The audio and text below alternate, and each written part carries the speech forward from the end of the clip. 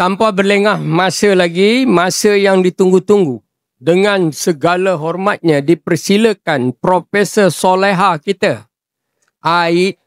tampil ke hadapan membuat presentasi, membuat penemuan. Kerana Profesor Soleha ini berani mengatakan orang Melayu mengajar orang Rom buat kapal. Jadi timbul kontroversi. Bagaimanakah istilah tersebut? Sebenarnya bukan itu yang dimaksud Profesor Soleha. Dia kata orang Melayu ni memang dah pandai buat kapal. Zaman itu orang Rom pun tengok kapal yang dibuat orang Melayu ni pesona. Macam menam berahi lah. Jadi itu maksudnya. Jadi janganlah hentam Profesor Soleha dengan statement yang macam tu. Jadi kita nak mendengar daripada Profesor Soleha kita di majlis Pesta Buku Antarabangsa Selangor ini direkodkan kerana Pesta Buku ini dirasmikan oleh Kebawah Duli Yang Maha Mulia Tuanku Sultan. Jadi kita hamba sahaya rakyat yang bernaung di bawah panji-panji Tuanku mesti berani berkata benar. Dan oleh kerana itu, kita persilakan yang berbahagia Profesor dan timnya memberi hujahan khusus supaya kita sama-sama pertahankan kenyataan tersebut bahawa tidak salahnya seorang sarjana mengeluarkan apa-apa teori dan apa-apa pandangan. Jangan cepat kita mencemuh profesor yang berani mengeluarkan pandangan tersebut. Jadi saya gunakan pentas pada hari ini. Anugerah Buku Negara pun telah disampaikan dan baki ada sejam. Kita berterima kasih kepada Perpustakaan Awam Selangor dan Pesta Buku Antarabangsa Selangor ni kerana memberi ruang. Dengan segala hormatnya dipersilakan Profesorku.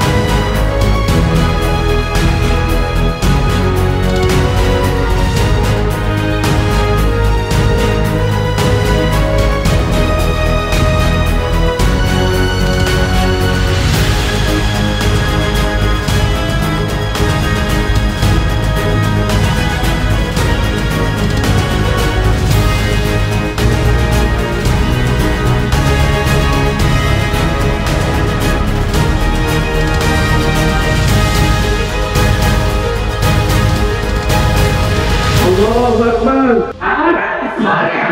Allahu Akbar. Baik, Alhamdulillah. Assalamualaikum warahmatullahi wabarakatuh. Salam sejahtera, selamat petang. Yang bahagia, Tan Sri, Puan Sri, Datuk Sri, Datuk, Profesor, para ilmuwan, penulis.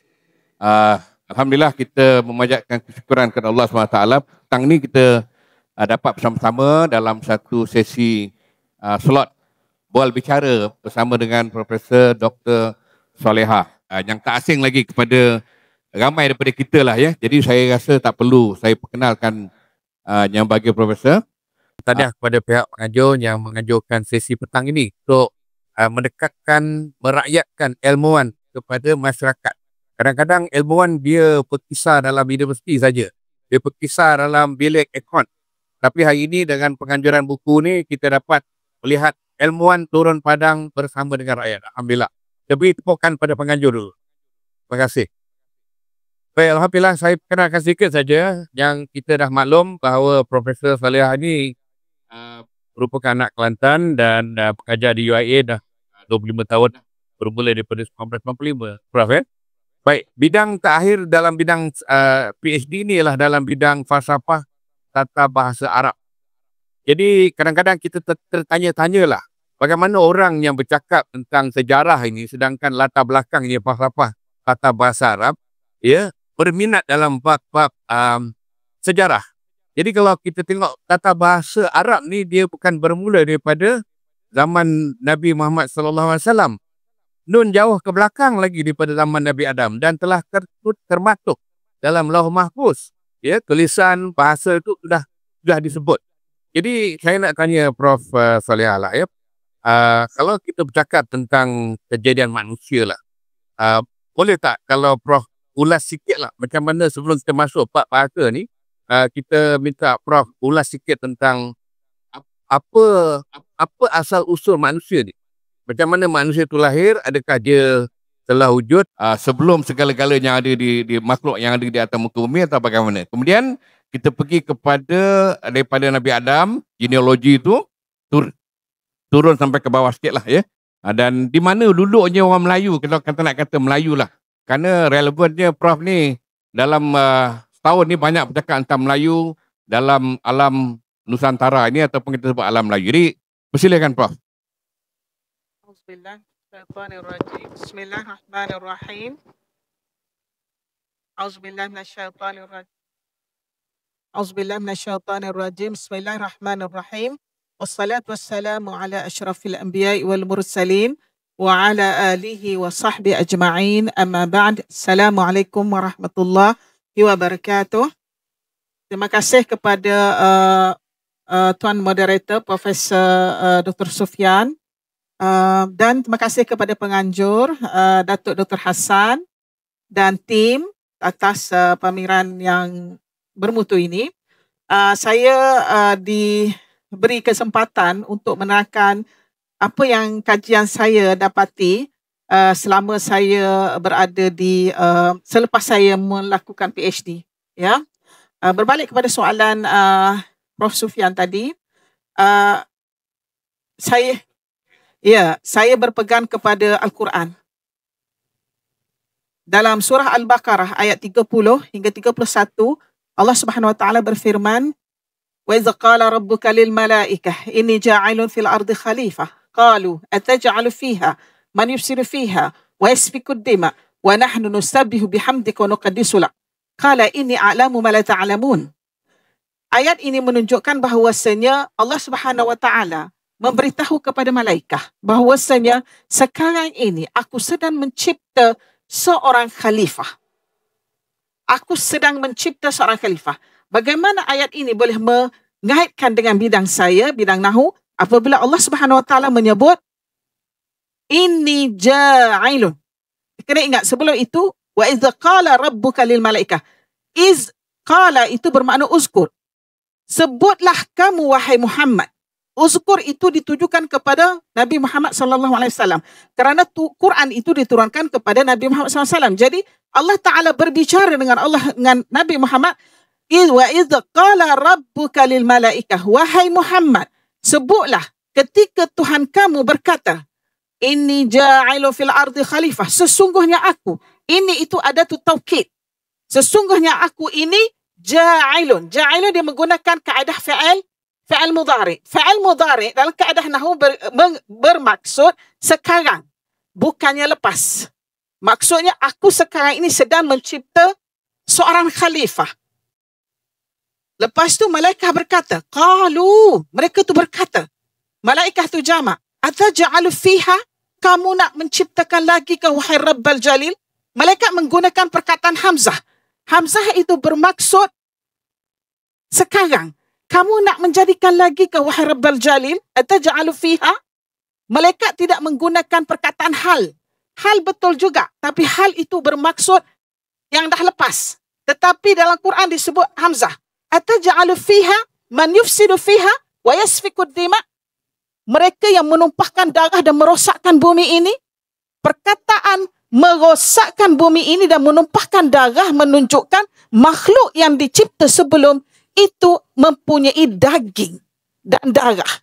Maksudnya dia mesti makhluk yang bergerak, berdiri di atas dua kaki. Dan kita boleh relatekan keadaan ini dengan term ataupun tarif saintifik mengatakan ada homo sebelum Homo sapien. Saya meletakkan ianya Homo erectus, Homo neanderthal, Homo florens dan sebagainya. Jadi, balik kepada soalan Prof tadi, apakah yang membezakan makhluk ini dengan yang sebelum itu? Saya sebagai linguis, saya yakin ianya perbezaan adalah language. Kebolehan berbahasa, sebagaimana yang dibentangkan atau dikemukakan oleh Profesor Chomsky, manusia ini dia punya kebolehan berbahasa infinite. Sebab itu kita melihat kanak-kanak yang berumur 5 tahun, 4 tahun, 3 tahun boleh bercakap tanpa berhenti. Di mana mereka dapatkan elemen-elemen itu? Itu ada dalam makhzan tafkir yang telah dijadikan oleh Allah Subhanahu Wa Taala, menyebabkan budak-budak ini atau manusia, anak manusia ini boleh bercakap tanpa berhenti. Dia adalah infinite. Bahasa manusia adalah infinite. Adapun bahasa sebelum Homo sapien itu, yang sebelum Nabi Adam itu, dia finite, dia terhad. Sebab itu tamadun manusia hanya bermula sesudah wujudnya Nabi Adam AS. Kerana tamadun itu mempunyai kaitan dengan komunikasi, kaitan dengan perhubungan sesama mereka. Justru manusialah yang dapat membentuk tamadun, iaitu sesudah Nabi Adam AS. Kerana makhluk yang sebelum itu mempunyai akal tetapi tidak mempunyai intelektual yang lengkap. Justru mereka tidak dapat membina tamadun. Justru kita mesti bersetuju bahawasanya tamadun yang lengkap wujudnya di atas muka bumi ini sesudah wujudnya Adam AS, kerana manusia boleh membina rangkaian perkataan intelektual lalu mencipta bahasa dan tamadun-tamadun yang tinggi. Noam Chomsky sebut istilah ini sebagai language acquisition device, LED, yes, yang dianugerahkan dalam kepala kita, otak kita, daya intelek untuk memahami bahasa, mempunyai bahasa dan mencipta bahasa dan menyanda bahasa. Ya, betul. Ya, berbalik pula kepada ayat tadi. Kemudian Allah Subhanahu Wa Taala menyambung wa 'allama Adam al-asma'a kullaha. Di situ ialah ayat Al-Baqarah, surah Al-Baqarah ayat 32.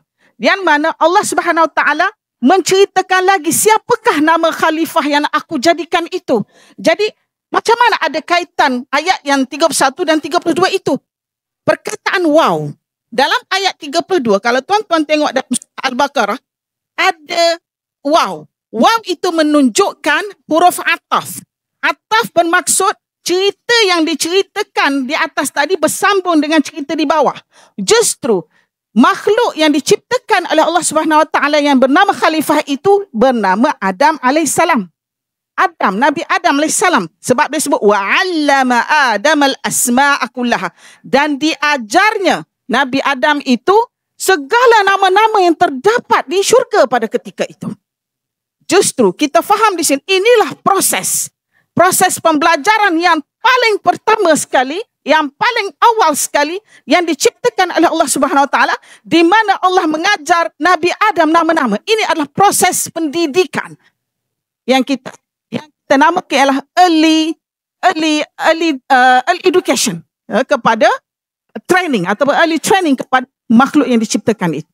Ya, dalam falsafah teknologi maklumat ataupun pengurusan maklumat, inilah ayatnya yang mana Allah Ta'ala mengajarkan nama-nama benda.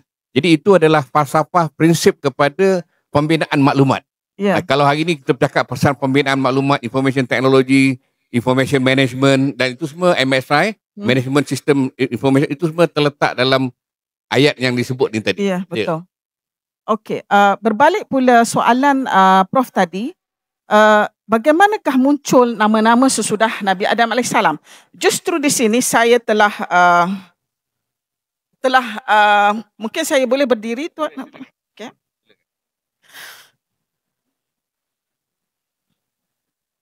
inilah yang saya telah buat research sesudah PhD selama 15 tahun. Saya minta dengan pihak UAE jangan bagi saya jawatan sebab saya nak membaca dan menulis serta menerbitkan. Alhamdulillah semua itu saya lakukan dan paper saya publish almost setiap benua ada di dunia ini. Saya tulis kebanyakan dalam bahasa Arab dan bahasa Inggeris. Dan paper saya terbit dalam jurnal-jurnal yang high quality. Jadi nanti Prof akan bicarakan tentang genealogi tadi. Sampailah kepada soalan akhir tanya tentang kedudukan orang Melayu tu. Di mana dia punya jalur. Ya, saya ketika buat genealogi selama 15 tahun ini, saya tak ada niat untuk mencari orang Melayu. Langsung, sebab saya niat bidang saya nak lagi. Sebab dalam tesis PhD saya ada Greek thinking. Greek thinking, jadi pas PhD saya naik ke atas. How to compare Greek dengan other civilization. And then saya berjumpa dengan Mesopotamia. And then kita jumpa dengan alam Nabi-Nabi. Justru ketika di alam Nabi-Nabi saya berjumpa perkataan Melayu yang disebut oleh Thomas Braithwaite. Dan banyak lama yang menyebutnya juga, tapi dalam bentuk nada uslub bukan Melayu darat. Mereka sebut Mala, mereka sebut Malay, mereka sebut Malaysia. Jadi saya mengambil perkataan yang betul-betul mereka menyebut Malay. Okey, di sini saya berjumpa dalam kitab-kitab bahawasanya anak Nabi Adam ada 37 orang. Sebenarnya 36, tapi ada percanggahan pendapat ahli pendeta-pendeta Yahudi dan Taurat, Yahudi dan Nasrani mengatakan bahawasanya Nabi Syis ini lahir bersendirian. Justru 37. Jadi daripada sini Nabi Syis kita pergi ke ini anak-anaknya Kenan, Mahalalel, Jared, Yared dan Siri Idris. Ini Nabi Idris alaihissalam. Dan di sini Meshushalah ialah anak kepada Nabi Idris. Anak kepada Meshushalah Lameh dan daughter Banush. Dan kemudian Nuh. Nabi Nuh alaihissalam berkahwin dengan Amzarah. Amzarah ini asal daripada keturunan Kabil yang membunuh itu. Jadi keturunan di sini dia tak dalam kitab-kitab saya tak jumpa lagi yang panjang ke bawah ini. Mereka hanya berhenti di sini sebab di sini Nuh berkahwin dengan salah seorang daripada di sini. Ini dia anak kepada Bahwil atau Barakil. Jadi daripada Nuh alaihissalam dia melahirkan 4 orang anak. 4 orang yang tak naik kapal nama Yam. Sebab tu dia tidak ada keturunan di sini. Jadi anak dia Ham, Shem, Yafit. Jadi Ham ini anak-anaknya adalah Ham ini yang ke Afrika itu, yang berkulit hitam. Ham. Yang Syam ini Semitic people. Yafit itu yang Eropah. Yang berkulit putih itu yang disebut dalam kitab tafsir. Kemudian kita tengok di sini, anak kita pergi ke sini je, masa kita tak panjang. Saya pergi kepada Syam. Syam ini ada 5 anak. 1 Elamite. Yang Aryan itu. Persia. Elamite. Ashur. Ashur ini yang Ashuria. Itu anak dia dah nama Ashur. Kerajaan Assyria kan kita dengar ni. Daripada anak mereka, anak Syam. Syah ini melahirkan keturunan Nabi Ibrahim dan Nabi Khidir. Daripada Arfakhsyah ini kita tengok dia pergi ke Shalih, daripada Shalih ke Abir pergi ke Joktan, Anushna, Falih. Anak Falih ini nama dia Mulkan. Ini ayah kepada Nabi Khidir. Khidir ni asal nama Balia. Jadi Mulkan ini raja yang menentang Allah. Tidak Islam lah, makna menentang monotis. Jadi anaknya nama Balia. Cerita Balia ini dia suruh Mulkan ini minta Balia ini pergi belajar dengan seorang tok guru lah di sebuah kampung. Jadi Balia ni pergilah ikut ayah dia suruh. Tetapi ketika dalam perjalanan ke kampung itu Balia ni berjumpa dengan orang lain. Jadi Balia ni belajar dengan orang yang bukan ayah dia suruh. Ayah dia ingat Balia pergi belajar dengan yang dia suruh. Dekat kampung tu, bukan. Jadi itu yang menyebabkan Balia tidak ikut pandangan ayah dia ini. Itu namanya Khidir. Kemudian daripada sini Mulkan ada ada adik-beradik nama Ra'lu. Ra'lu melahirkan Saruk. Saruk melahirkan Nahor. Nahor melahirkan Tarikh. Tarikh ini disebut dalam Bible. Nama dalam Quran Azar. Saya sebut au tu atau Azar ini yang disebut dalam Quran. Berkahwin dengan Amsilah. Amsalah. Melahirkan 3 orang putera, iaitu Ibrahim AS, Nahor dan Haran. Okey, so cerita kita bermula di sini.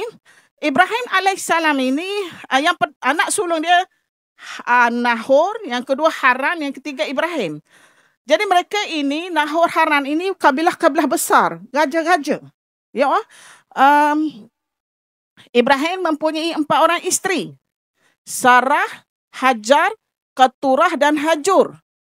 Jadi kalau Sarah, dia melahirkan Ishak. Ishak berkahwin dengan Rebeka. Ya, melahirkan Isau dan Yakub. Dia kembar Isau dan Yakub. Isau yang sulung, Yakub yang kedua. Dan Yakub ini berkahwin ada 3 isteri. Maksudnya Rachel, Belaban ni anak pakcik dia. Kekubin tu perempuan apa? Hamba. Kan dulu kan dia boleh berkahwin. Kemudian Liah ni anak pakcik dia. Yakub ni berkahwin dengan 2 beradik lah. Jadi daripada Rachel ni dia tak dapat anak. Dia dapat daripada kekubin ini Bilhah dan Zilfah. Dia dapat dengan Liah daripada ini. Manakala Nabi Yusuf ini daripada Rachel, daripada Rachel. Yusuf, Benjami, Rahmah dan Karshan. Dia Yusuf, Benjami dan Rahmah. Dia ada 3 beradik daripada Rachel ini. Anak Rachel ini. Ini yang buang dia dalam telaga kan ini. Anak daripada Kekubin dan Liah. Itu cerita dia. Jadi saya tak nak panjang kat sini, saya nak pergi kat sini. Keturah yang menjadi isu kan kat kita kan, Keturah ni. Keturah ini ada melahirkan 6 anak. Keturah dia lahirkan daripada Keturah Syu'ah, Medan, Syu'ah, Midian, Medan, Ishba', Jokshan dan Zimran. Jadi yang Melayunya di sini tak jelas ni perkataan Meletrai ni. Jadi Meletrai ini daripada Midian. Dia okey jelas. Midian ini saya buat anak panah yang putus-putus tu, makna ada lagi nama-nama tu. Kita nak pendekkan kan.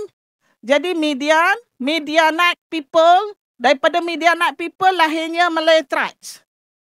Maksudnya Meletrite ini ada semenjak zaman disebut oleh sejarawan British ini. Sejarawan British, theologian British. Jadi disebutnya perkataan Malay. Dalam kitab kita, dalam sources lain dia sebut, dia tak jelas Malay ni, dia sebut Malaysia, dia sebut Malao, dia sebut Malay macam. Tapi yang ni sejarawan ini sebut Malay tribe. Sebab tu saya ambil dia punya sources tak kat sini. Jadi daripada sini kita terputus ni. Kat mana ni susur galur Malay tribe ni? Saya berpendapat dia ada dalam teromba, Prof. Teromba yang disimpan di kalangan kita ada teromba. Jadi bila saya nampak di sini teromba, dia ada Midian itu, dia berkahwin dengan siapa bila dia datang ke sini? Ya, sebab kalau kita sekejap saya akan tunjuk apa yang Thomas Brightway sebut pasal bangsa ini. Dia kata ada 3 bangsa yang jelas. Sesudah banjir besar Nabi Nuh, dia kata Arab, iaitu daripada Ismailik, dan Israel, Ishak daripada Israelik, dan Malay daripada Midianite. Dia sebut. Kemudian Malay tribe ini, kita terputus di sini, Prof. Siapa ni datang sini? Base kepada catatan dalam Bible, saya juga mengkaji Bible dan publication, saya ada publication tentang Bible publish dalam jurnal Scopus. Malay tribe ini dalam Bible dia kata anak-anak Nabi Ibrahim telah dihantar ke Faiz. Faiz itu timur jauh. Timur Jauh, dia tak kenal nama kita apa. Itu masalah, dia tak kenal. Dia kata Timur Jauh. Kalau Arab sebut Syarqil Hind. Syarqil Hind maksudnya India Timur. Kita ni dipanggil India Timur. Dalam jurnal-jurnal English yang lama dia sebut East Indies. Kita East Indies. Dan dia sebut dua tarif, iaitu Insular India dan Peninsula India. Peninsula India itself, benua India itself. Tetapi Insula India adalah pulau-pulau selepas India itu, East Indies itu. Ya. Jadi di sini dia kata boleh try. Di sini kita terputus ini. Ya. Okey. Maksudnya daripada media. Ingat ya Prof, dia ada ramai yang saya tengok kita keliru Madian. Dalam kajian saya, Madian ini anak Hajur. Anak Hajur, dia ada Madian. Anak Keturah, Midian dan Midan. Jadi kalau tulis kod Arab kan sama. Tulis kod Arab, Midayanun tu, kalau Madian dia ada alif. Tapi kadang-kadang dia tak buat alif, dia buat titik panjang kecil je. Tu yang orang keliru. Jadi saya membuat kesimpulan, Madian ini adalah daripada Hajur, bukan daripada Keturah. Daripada Keturah, Medan dan Midian. Jadi, Madian ini mertua kepada Nabi Musa. Mertua Nabi Musa nama Madian, keturunan Madian, Syuaib. Nabi Syuaib daripada keturunan Madian. Dia berkahwin dengan anak Nabi Syuaib bernama Safura. Jadi daripada golongan Madian. Maksudnya kalau orang kata kita ada kaitan, ni kita adalah Midian dan Midan. Ini yang saya jumpa. Ya. Okey. Yang menarik lagi ialah tentang saya rasa dah clear bab Melayu jumpanya. Kalau boleh saya sentuh sikit, yang disebut Madian itu, inilah orang Yahudi claim, dia kata the lost tribe number 13. Dalam dunia Yahudi dia mengatakan bahawa orang Melayu adalah the lost cousin, the lost tribe of the Jew. Dia kata itu dakwaan dia, mungkin maksud tadi di Madian tu bukan di sini, yang sebelah sana agaknya ke macam mana? Okey, saya sebenarnya saya berjumpa, saya buat benda ni selama 15 tahun, saya mendapati Yahudi itu bukan bangsa. Yahudi itu adalah ideologi. Sebab kita tidak nampak macam mana dia kata dia daripada Nabi-Nabi. Tidak, saya melihatnya begitu ya. Daripada kajian ini. Jadi, kemudian dia mendakwa mereka bangsa. Sebab itu mereka terpaksa mencipta bahasa dan mencipta tulisan. Sebab untuk mencipta nation, you must cipta sejarah. You must cipta tulisan dan simbol, ya, bahasa. Itu kita tidak mau bincanglah di sini. Tapi, dakwaan mengatakan Madian ini the lost tribe, saya rasa saya kurang bersetuju, bro. Sebab apa? Sesudah Nabi Musa alaihissalam sampai di Tursina, melepasi Laut Merah itu, terbahagi 12 tribes of Bani Israel. Okey, sebelum itu kita jauh ke belakang sikit. Macam mana boleh ada Bani Israel di Mesir? Tuan-tuan ingat tak? Apabila Nabi Yusuf alaihissalam dijual di Mesir, kemudian Nabi Yusuf akhirnya menjadi seorang menteri. Ketika dia menjadi menteri, dia teringat ke ayah dia sampai ke mata ayah dia buta kan. Kemudian dia menjemput ayah dia datang, tetapi dia tak beritahu lagi yang jemput itu adalah dia. Maka ayah dia dan saudara mara dia yang pernah buang dia ke dalam telaga itu datang ke Mesir. Dan pada ketika itu juga di Palestin berlaku wabak yang boleh membunuh. So mereka datang ke Mesir dan beranak pinak di negeri Mesir. Sebab itu boleh munculnya Bani Israel di Mesir. Dan kita kena maklum, Nabi Musa alaihissalam itu hasil daripada keturunan Nabi Yusuf yang datang ke Mesir. Nabi Musa alaihissalam kan Bani Israel, dia merupakan anak Imran. Imran yang berkahwin di kalangan yang hasil daripada keturunan Nabi Yusuf yang datang ke Mesir. Apa yang menarik di sini ialah, kalau dia kata Madian ini daripada tu, saya rasa saya berpandangan Madian ini sudah ada di kawasan Jordan. Madian ini kawasan Jordan sekarang. Maksudnya Bani Israel yang 12 grup. Kenapa? Macam mana kita boleh tahu 12 grup? Sebab ada 12 mata air. 12 mata air yang wujud pada ketika itu, setiap grup itu, setiap kaum itu akan pergi ke mata air tiap-tiap grup itu. Jadi bila the 12 tribe ini, hilang. Sesungguhnya Prof Sufian, saya baca beberapa catatan, sama ada dalam bahasa Arab atau dalam English klasik, ketika Nabi Musa alaihissalam sesat di padang Tih selama 40 tahun, ya. Sesat daripada Nabi Musa tidak pernah masuk ke Palestin. Yang masuk ialah Nabi Syuaib Nabi Yusha alaihissalam. Ketika berada 40 tahun sesat 40 tahun di padang Tih, berbagai-bagai peperangan berlaku. Serangan demi serangan yang datang pada ketika itu. Justru Bani Israel ketika itu telah berpecah. Mana dia berpecah? Dia hilang, dia dibunuh ketika zaman Nabi Sulaiman alaihissalam. Nabi Sulaiman alaihissalam ini, Daud Sulaiman, ya. Ketika zaman Sulaiman ni, dia berpecah ketika sini. Sesudah wafatnya Nabi Sulaiman ini, maka berpecahlah Bani Israel itu dan dibunuh. Kenapa kebanyakan Bani Israel dibunuh? Kerana masalah tanah, perebutan tanah. Ketika zaman Nabi Sulaiman jaga benda itu. Semua berpaksi di bawah Nabi Sulaiman alaihissalam.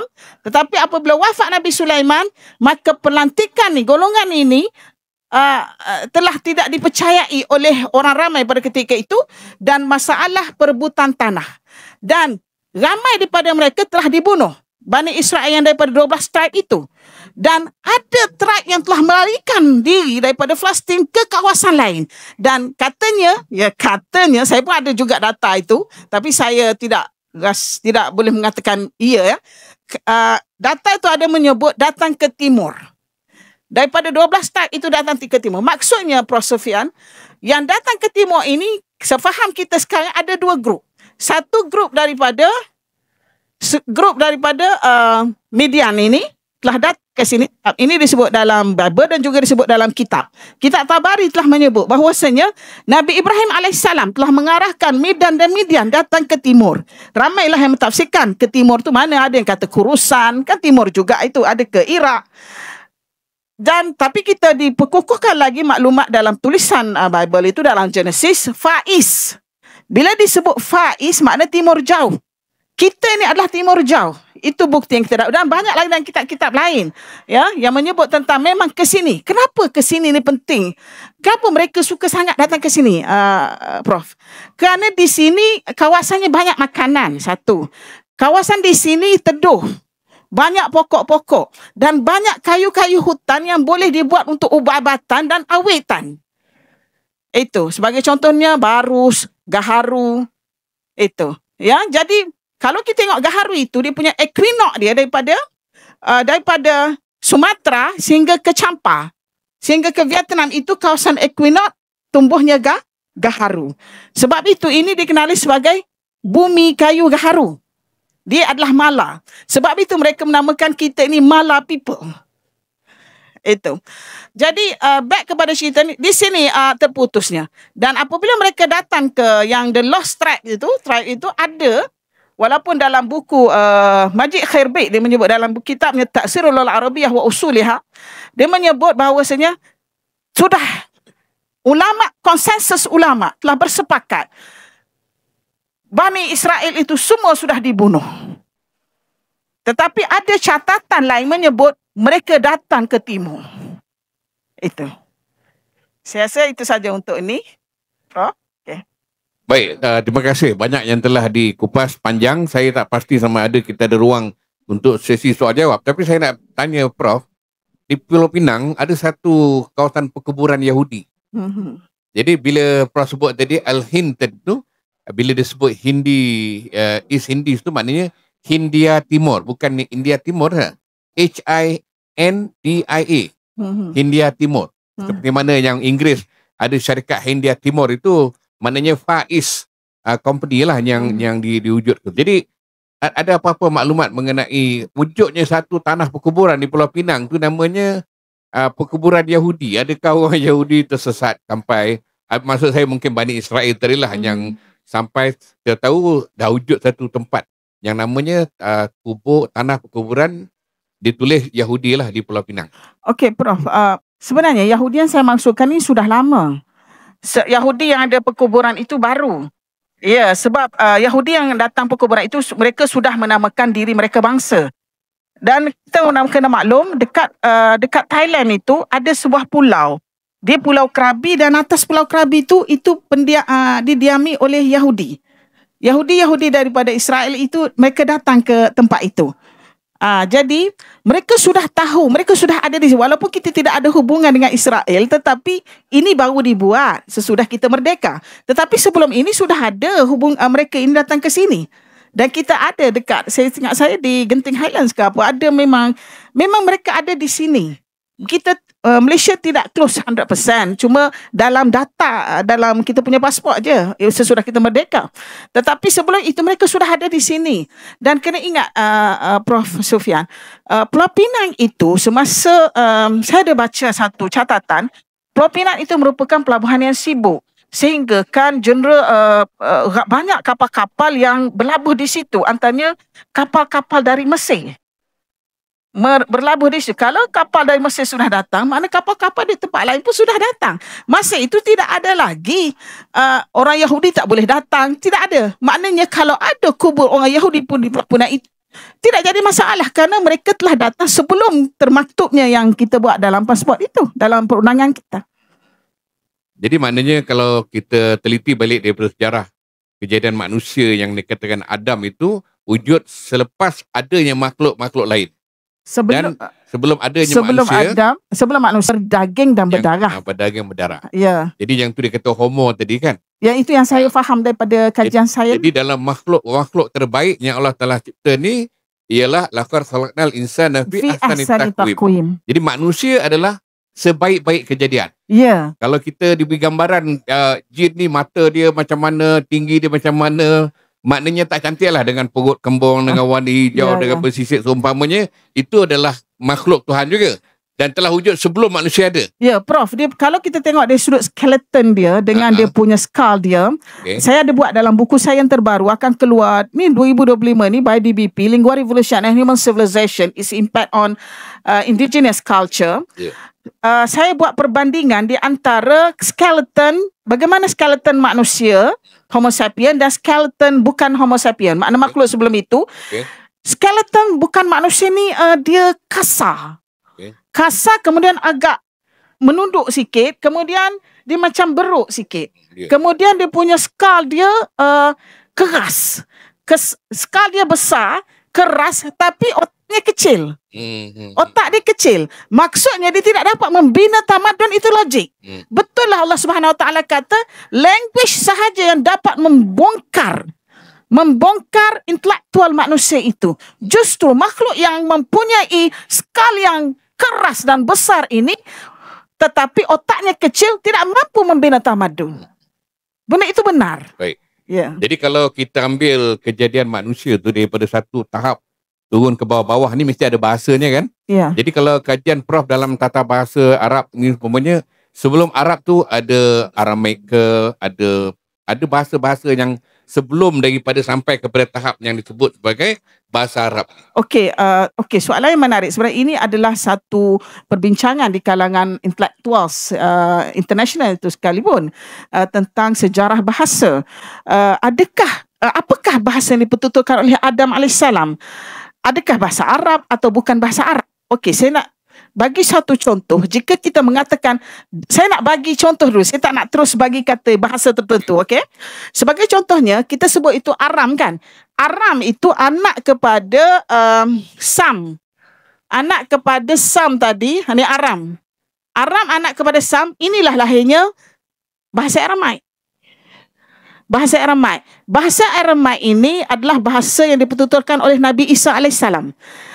Sebenarnya bahasa Aramaik makna bahasa Sam.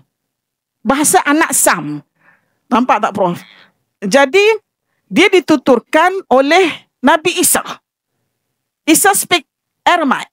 Ada dia punya artikel, buku. The language of Jesus was Aramaik. Sebenarnya itu adalah lahjah Aramaik. Finiqi, Keldaniyah, Keldan, Kartajain, Keldaniyah, Akkadiyah, Finiqiyah, Aramiyah. Itu adalah, pada kajian saya, itu adalah lahjah. Lahjah maksudnya apa? Dialek. Dia tidak jauh tahu. Dia adalah semantic language tetapi dalam lahjah yang berbeza. Kenapa lahjah itu berbeza? Kenapa dialek berbeza? Karena berbeza zaman. Sudah beribu-ribu tahun. Maka berbeza zaman. Kenapa dia boleh dan juga berbeza ummah. Setiap ummah mempunyai lisan yang berbeza daripada sebutan. Sebagai contohnya dalam Bible dia menyebut ili lima syabaqtani. Ili lima syabaqtani. Itulah perkataan yang ditinggalkan, tidak pernah diubah oleh penulis-penulis Bible. Penulis-penulis kitab suci Yahudi dan Nasrani, dia tidak pernah ubah perkataan ili lima syabaqtani. Pada yang lain tu dia ada ubah translate dia. Itu adalah bahasa Aramaik. Bahasa Aramaik itu dia menggunakan, dia sebenarnya bahasa, kalau bahasa Arab Aramaik ini dia menggunakan, dia sebut shin tu sin. Arab sebut sin, Aramaik sebut shin.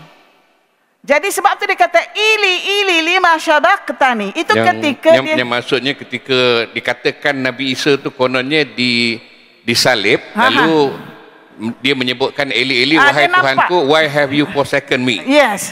Dia nampak tu maksudnya, Tuhanku, kenapa kamu meninggalkan aku? Kenapa? Sebab kalau dalam bahasa Arab lima sabaqtani, itu boleh lima sabaqa, itu telah meninggalkan aku. Kenapa? Tuhanku, kenapa kamu tinggal meninggalkan aku? Perkataan ili, alif, hamzah, i, ya, lam, ya, itu il itu Tuhan, Allah. Itu ilahi. Bila disebut disambung dengan ya, maksudnya Tuhanku. Ya itu ya mutakallim. Saya pernah ambil satu kursus Bible dulu. Bila saya bercakap dengan profesor saya, disebut Eli itu dia kata itu Elijah. Dia kata. Tapi bila disebut Elijah tak masuk akal pada saya lah pada ketika itu sebab melihat konteks. Kononnya Nabi Isa itu disalib, sebenarnya Eli itu ialah ilahi, Tuhanku. Ilahi. Ya. Lima syabaqtan. Kenapa engkau meninggalkan? Shin itu sepatutnya lima sabaqtani. Kenapa kamu meninggalkan aku? Tapi disebabkan Aramaik language, sin itu dia jadi shin. Itu saja perbezaan. Disebabkan lahjah ataupun masa ataupun tempat yang berbeza, maka berubah lisan, berubah lidah. Seperti kita sekarang ini, Kelantannya sebut lain, Kedahnya lain, mari kat KL lain, pergi kat Johor lain. Nampak tak? Maksudnya lahjah itu berdasarkan tempat duduk, zaman dan bangsa itu ataupun kaum yang menuturkannya. Okey, kalau gitu kita 12 minit lagi, Prof. Saya nak sambung sikit bagaimana bahasa Sanskrit, bahasa Pallava yang dalam alam Melayu ni lah. Kemudian bahasa yang ada dalam alam Melayu yang kemudiannya tertulis pada candi, tertulis pada artifak-artifak yang dijumpai oleh Profesor Dr. Mokhtar misalnya di dalam kajian ini mengenai Lembah Bujang, Sungai Batu. Dan apabila kita bertanya kepada pakar-pakar yang membaca Pallava itu, tulisan itu, bunyinya bukan bunyi Tamil, bukan bunyi Malayalam, bukan bunyi Telugu, tapi bunyi Melayu. Seperti mana Jawi itu bila orang bukan Islam dia tengok Jawi itu dia kata Quran, tapi sebenarnya tulisan Jawi Jim Lanun tu jalan. Tapi bila orang baca Jim Lanun tu jalan dia kat Al-Quran. Tapi samalah Pallava tu hanya aksara yang diguna pada zaman yang kata Sungai Batu, Lembah Bujang itu menceritakan tentang hal di zaman itu dalam bahasa Melayu tapi menggunakan aksara. Maka di sinilah timbul kekeliruan. Orang kata ini Chola dah sampai, orang India dah sampai sini umpamanya, sedangkan mereka sendiri tak boleh membaca Pallava. Jadi boleh Prof komen sikit tentang, sebab ini ada kaitan bahasa dan juga sejarah dan juga artifak-artifak yang selari dalam garis masa yang berlaku pada zaman silam. Okey, yang saya kaji atas lagi. Jadi berdasarkan kepada buku J.P. Rapson, dan buku dia dalam sekitar 1914. Saya baca buku-buku yang klasik, tajuk dia Ancient India. Jadi dalam buku dia, J.P. Rapson menceritakan, dia kata tentang macam mana Rig Veda itu mula ditulis. Rig Veda adalah, mula-mula Rig Veda ditulis pada 1400 BCE. 1400 BCE zaman Nabi Musa. Rig Veda ini dia menceritakan tentang dia tulis pasal hymns. Hymns ada 1054 hymns dalam Rig Veda yang pertama itu. Dalam Rig Veda itu dia tulis dalam tulisan apa? Dia sebut dalam buku J.P. Rapson itu dia tulis dalam tulisan cuneiform. Cuneiform maksudnya dia kata dalam tulisan Metani. Metani ialah tulisan cuneiform seperti dalam tulisan Epik Gilgamesh. Itu adalah the first symbol, the earliest symbol after the banjir besar. Jadi dia tulis kenapa namakan Metani? Sebab raja yang memerintah kawasan Aryan dan Syria itu 1400 bernama Metani. Jadi Orientalis menamakan tulisan itu tulisan Metani. Walaupun kita tahu sudah ada tulisan Epik Gilgamesh yang bertarikh sekitar 4000 BC itu dalam tulisan cuneiform. Okey. Kemudian tulisan ini dia mengatakan even was not written in classical Sanskrit. Even was not written in classical Sanskrit. Usahkan dia nak kata tulis dalam Sanskrit. Even the classical Sanskrit was not written yet, dia kata. Okey, berdasarkan kenyataan ini, saya pun pergi lagi. Bila ketulisan Sanskrit itu dimulakan? Okey, kita tahu Buddha dilahirkan sekitar kurun yang ke-5 BCE. Kurun 5 BCE sekitar 570 ataupun awal 600 macam tu. Jadi permulaan tulisan Buddha ini pada pahaman saya, bacaan saya, Pali dan Prakrit. Pali ini ditulis oleh Hmong yang lelaki. Prakrit ini ditulis oleh Hmong digunakan untuk yang perempuan. Jadi hasil daripada kesimbangan daripada tulisan ini, maka dia berkembang menjadi Sanskrit. Siapakah yang memperkenalkan Sanskrit ini? Sanskrit ini diperkenalkan oleh orang-orang Aryan yang turun ke bawah dan menjadi Persia sekarang, dan mereka ini mengolah balik tulisan tadi menjadi tulisan Pallava dan bawa ke selatan India. Maka lahirlah Pallava itu daripada selatan. Tapi ianya hasil daripada orang Aryan yang turun daripada Aryan itu adalah daripada Afghanistan, Pakistan turun ke Iran, sekarang ni Iran, Persia, dan mereka itu merebak bertaburan di kawasan India dan memperkenalkan tulisan ini. Dan bagaimana boleh ada ke tempat kita? Kan dia melalui pedagang. Ketika itu di tanah Melayu ini kebanyakan mereka, okey, sebelum itu saya pergi, apakah tulisan awal orang Melayu? Saya masih lagi berpegang bahawa ia adalah tulisan rencong. Sebab Profesor Shahradam dalam artikelnya yang bertajuk The Influence of Phoenician in Sumatra. The Influence of Phoenician in Sumatra, artikel dia yang terbit dalam Journal of American Oriental pada tahun 1927, dia mengkaji tentang bahasa-bahasa kaum di Sumatera. Dia kaji bahasa Batak, tulisan Batak, simbol Batak. Dia kaji simbol rencong, iaitu di Rejang, simbol Bugis, simbol Kerinci, simbol Mandailing, disebut itu. Saya tertanya-tanya, kenapa tak ada Malay? Akhirnya saya dapat jawapan, rupanya profesor ini hanya mengkaji kaum. Dia mengkaji kabilah, simbol yang kabilah-kabilah yang terdapat di Sumatera. Dan kita ingat tulisan dia 1927, makna berlaku 1948 apabila Soekarno menubuhkan mengklasifikasikan Melayu itu sebagai satu kaum yang kecil.